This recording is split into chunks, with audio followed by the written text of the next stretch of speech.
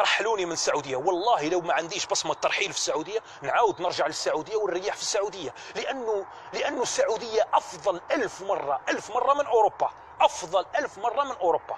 والله واحد يعني خاطيه السياسه وخاطيه البوليتيك ويعني رايح يقتات، رايح ياكل خبز ورايح يعيش، والله تعيش في السعوديه لا بلفي، وتعيش في الخليج لا بلفي. خاطيك البوليتيك وخاطيك كذا ومعارضه وهذه الحوايج، وما تخربش في الانظمه الحاكمه ثم تعيش لا بلفي. يعني انا والله يا لو ما عنديش بصمه في السعوديه غير نرجع للسعوديه، والله ما نجي لاوروبا.